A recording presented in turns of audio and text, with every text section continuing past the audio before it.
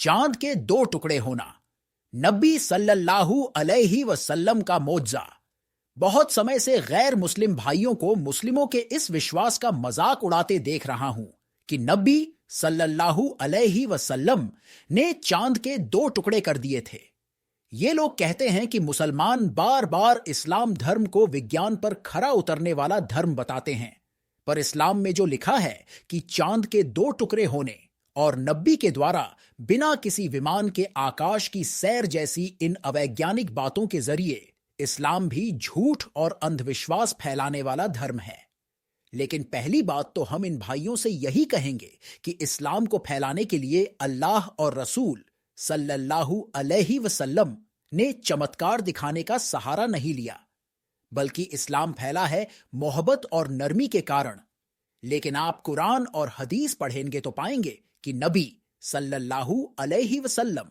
का चमत्कार न दिखाना भी कुफ्फार की नजरों में नबी सल्लल्लाहु अलैहि वसल्लम के झूठे होने का दलाइल थी। और ये कुफ्फार लोगों को ये कह कहकर भड़काया करते थे कि ये कैसा नबी है जो साधारण आदमियों की तरह बाजारों में घूमता फिरता है। यदि ये सच में नबी होता तो अल्लाह ने इसके साथ एक फरिश्ता रखा होता और ये चमत्कार दिखाता होता। इस कारण कुछ एक चमत्कार जो अल्लाह के हुक्म से नबी सल्लल्लाहु अलैहि वसल्लम ने दिखाए, वे एक तो इसलिए ताकि कुफ्फार के आरोपों को झुठलाया जा सके, और दूसरा कारण ये कि वे गैर मुस्लिम जो चमत्कार को ही से खुदा की निशानी मानते थे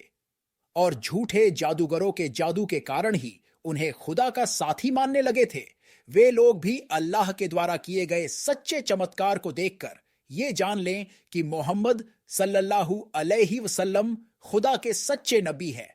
चांद के दो टुकड़े करने के लिए भी कुफ्फारे मक्का ने प्यारे नबी सल्लल्लाहु अलैहि वसल्लम को बहुत उकसाया और ये वादे किए कि अगर मोहम्मद सल्लल्लाहु अलैहि वसल्लम सच्चे हैं और सचमुच अल्लाह के रसूल हैं तो वे चांद को तोड़कर दिखा दें, फिर हम इनका नबी होना तस्लीम कर लेंगे और मुसलमान हो जाएंगे। अल्लाह और उसके नबी जानते थे कि कुफ्फार के ये दावे और वादे सिर्फ नबी सल्लल्लाहु अलैहि वसल्लम को झूठा साबित करने की नीयत से किए गए हैं, इस्लाम कबूल करने की नीयत से नहीं। लेकिन यहां नबी सल्लल्लाहु अलैहि वसल्लम की सच्चाई को दांव पर लगाया गया था, सो अल्लाह की मर्जी से नबी सल्लल्लाहु अलैहि वसल्लम ने उंगलियों के इशारे से चांद के दो टुकड़े करके अपनी सच्चाई का सबूत भी कुफ्फार को दिया, और कुफ्फार का ये झूठ भी दुनिया के सामने ले आए कि चांद के टूटते ही वो मोहम्मद सल्लल्लाहु अलैहि वसल्लम का नबी होना तस्लीम करके कुफ्फारे मक्का चांद के तोड़े जाने को जादू कहकर इस सच से इनकार करने लगे और न नबी सल्लल्लाहु अलैहि वसल्लम को उन्होंने नबी तस्लीम किया। बहरहाल चांद के दो टुकड़े होने का यह वाकया सच्चा था, ये हम आज भी पूरे दावे से कहते हैं। नबी सल्लल्लाहु अलैहि वसल्लम द्वारा चंद्रमा के तोड़े जाने की इस घटना ने कई वैज्ञानिक तथ्यों को भी साफ कर दिया, जिनकी पुष्टि आज भी अंतरिक्ष विज्ञानी करते हैं। चांद को देखकर दुनिया में पहले की आबादियां उसे एक ठंडी रोशनी वाला ग्रह समझती थीं, जैसे सूरज एक गर्म प्रकाश वाला ग्रह है और रोशनी को न छुआ जा सकता है न ही तोड़ा जा सकता है। इस्लाम से पहले चांद को कोई भी व्यक्ति ऐसी ठोस वस्तु नहीं मानता था जिसे साफ किया जा सकता हो। यह ख्याल 20वीं शताब्दी तक लोगों में बना रहा, जब तक नील आर्मस्ट्रांग ने चांद पर उतरकर यह साबित न किया कि चांद मिट्टी और चट्टानों से बना एक विशाल उपग्रह है। लेकिन चांद के तोड़े जाने के वाक़े से इस्लाम ने 1400 साल पहले ही यह सिद्ध कर दिया कि चांद एक ठोस आकाशीय संरचना है। पूरी दुनिया के लोगों में चांद को लेकर देवता या दैवीय शक्ति आदि मानने का भी चलन था इस्लाम से पूर्व। लेकिन चांद को तोड़कर नबी सल्लल्लाहु अलैहि वसल्लम ने यह सिद्ध किया कि चांद एक ठोस निर्जीव आकाशीय पिंड से अधिक कुछ नहीं और उसमें कोई दैवीय शक्ति नहीं है और न ही वो कोई देवता है।